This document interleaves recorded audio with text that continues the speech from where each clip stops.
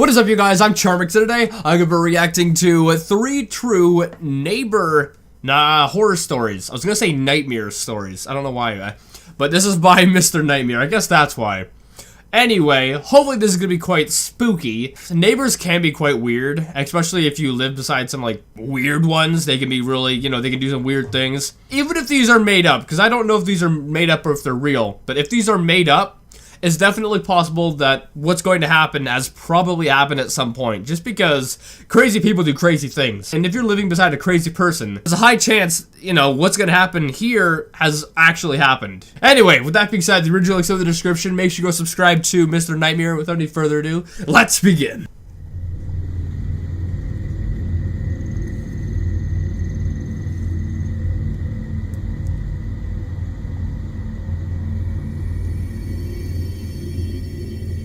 Alright, here we go. I'm currently in a predicament, and quite frankly, I don't know what to do. I'll start from the beginning. 5 years ago, my next-door neighbor Charlie, or Charles as we call him, informed us of his 14-year-old son's disappearance. He reported it to the police, it was on the news, it was everywhere. That Me sucks. and my wife felt absolutely awful, and always offered to help them out in any way we could. Let me guess. The neighbor ended up, making his son disappear, if you know what I mean. As the years passed with no word of their son, we assumed they eventually came to terms with it, and realized the worst had probably happened. Me and my wife never had the nerve to ask if the body ever turned up.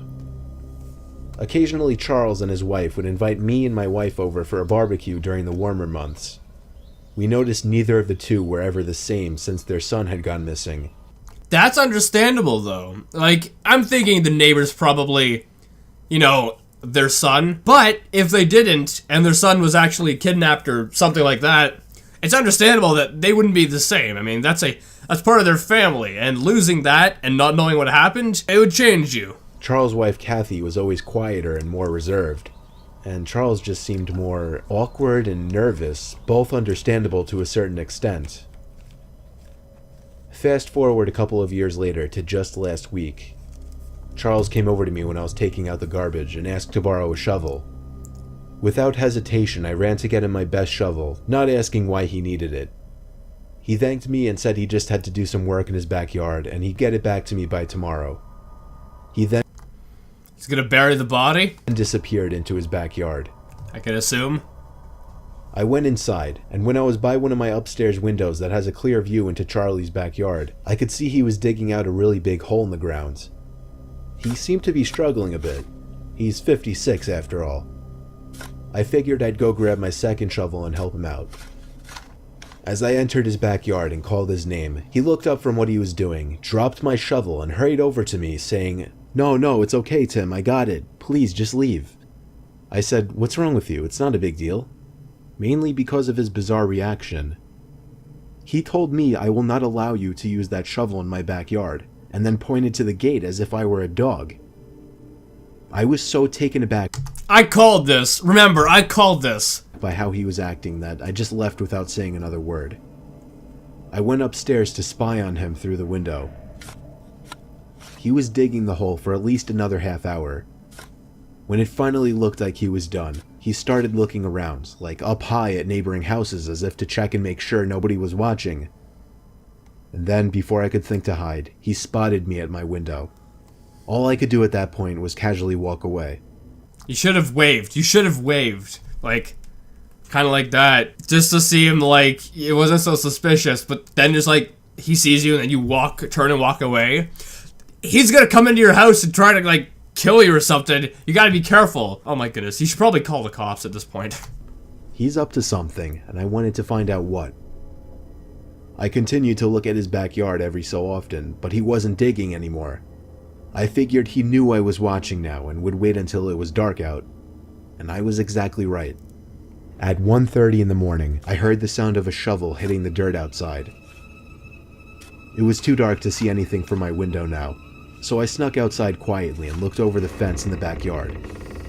I could see him digging loud and clear now. When he went inside his house, I took that opportunity to sneak into his backyard and take a look at what was in the hole he was digging. The moonlight alone revealed a small piece of a black garbage bag protruding from the dirt at the bottom of the hole. I knew this. I freaking called it. I didn't have to look over the fence and I knew what was most likely going to be in there. You probably ended up just like, hitting his son or something like that, and there was an accident, the son died, something like that. I don't know, but there was obviously the son in that garbage bag. You gotta call the cops, dude. And what are you thinking breaking into their property and looking? Because now the guy's gonna come out and he's gonna catch you. He's gonna catch you. I looked at his back door and back at the hole. Run! I did this 3 more times, deciding whether or not to see what was in the bag. Run, don't! In the end, I decided to run back to my backyard. Attaboy. It was a good thing I did, because he came back outside seconds later. But he wasn't digging. In fact, he disappeared to the other side of his house and didn't come back. I went back into my house and quietly got back into bed, trying not to wake up my wife. The next day, the first thing I did was look out my window to see that the hole in the ground was completely patched up in Charles' backyard. I also noticed that his SUV was parked in the street now instead of his driveway. I don't know what happened throughout the rest of that night, but I'm disturbed to think that what was at the bottom of that hole might have been his son's body. For all I know, he dug up that hole to remove whatever he had previously buried down there and drive it somewhere else to dump it. This is all speculation, call me crazy if you want. I haven't told anyone, not even my wife. And quite frankly, I don't know what to do. Charles never gave me back my shovel. I'm not going to ask him for it. In fact, he's been avoiding me ever since. Call the cops? That's somewhere to start. I mean, it's very suspicious. That's very suspicious. I mean, if he's acting really weird too, and his son disappeared, the odds are his son, or at least part of him, is in that bag down in that hole. And something disturbing happened yesterday. I by coincidence happened to look out my window across to Charlie's house and caught him standing at one of his windows looking into mine. When he saw me, he shut his blinds, and that was in the middle of the day. I have no idea what to do, but I'm honestly terrified. Call the cops, tell them what you saw, or move and suppress it like a kid watching Ren and Stimpy.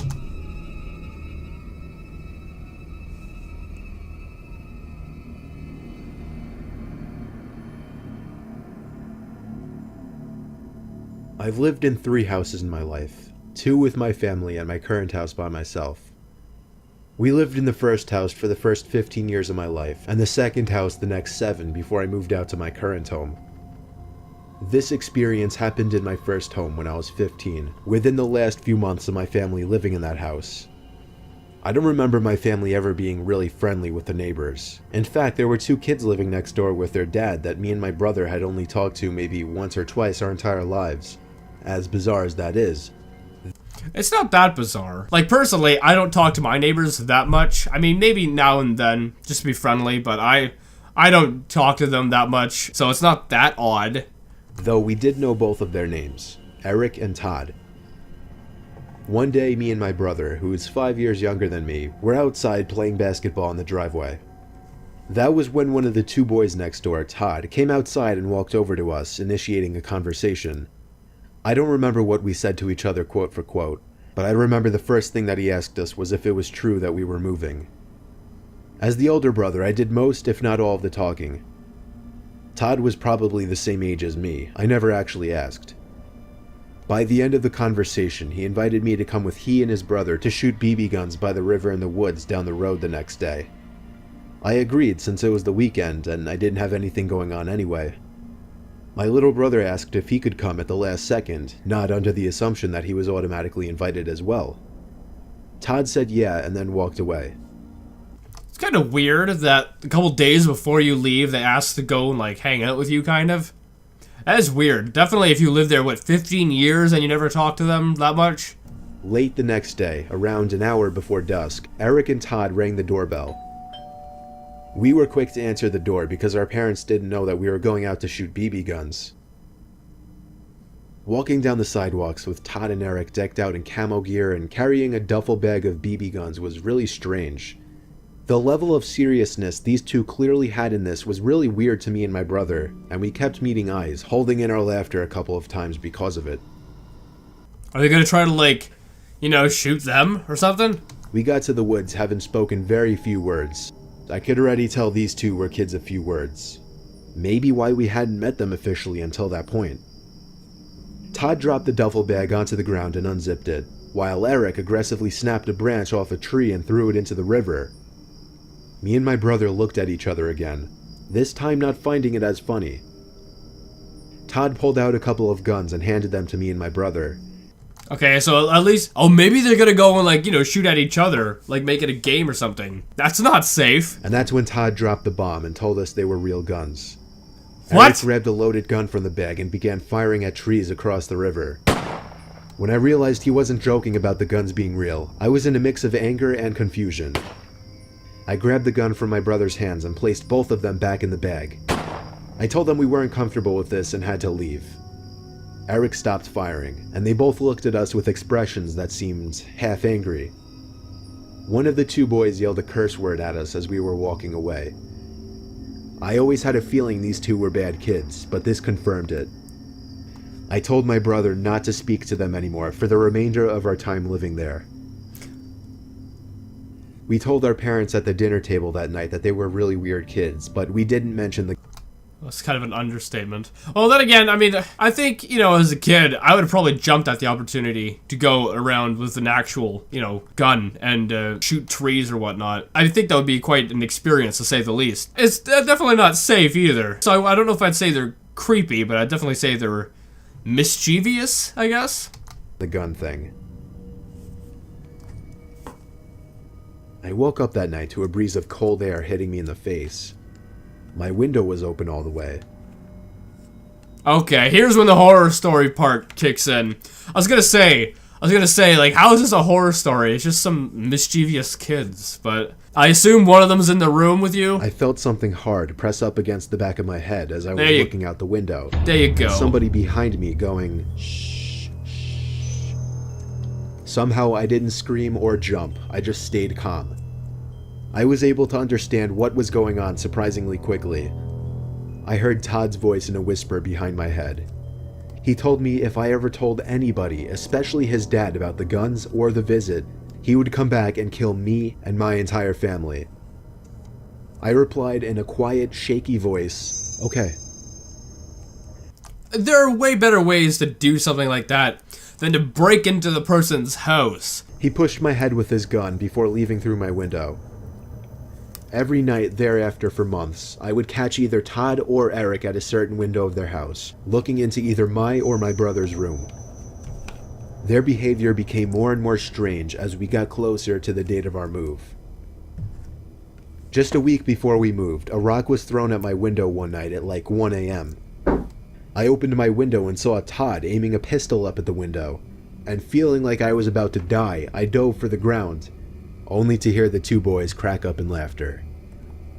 I mean, I don't recommend you guys do this, but in the situation where he was, in hindsight, it probably would have been better if you just, you know, played with them and shot trees or whatever.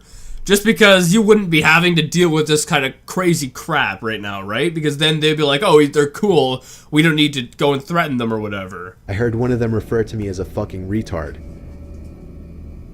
There were two other instances that week where the two would harass either me or my brother, and ultimately, I couldn't think of a more perfect time for us to have moved and gotten out of there. After all these years, neither me nor my brother told anybody about the boys or their threats. All I know is those two boys were trouble, and it was a good thing we got out of there when we did. Okay, so it did turn into a bit of a horror story. At first, I was thinking, you know, how is this a horror story? Nothing's creepy really is happening. Oh, but then it turned downhill. Anyway, I hope you guys like this video. There is one more left. If you want to see the last story, make sure you go to the original link in the description. But with that being said, if you liked it, make sure you give it a thumbs up, possibly share with a friend if you're new, and subscribe to join the family today. Also, make sure you go subscribe to Mr. Nightmare. And with that being said, I'll see you guys next time. Boop!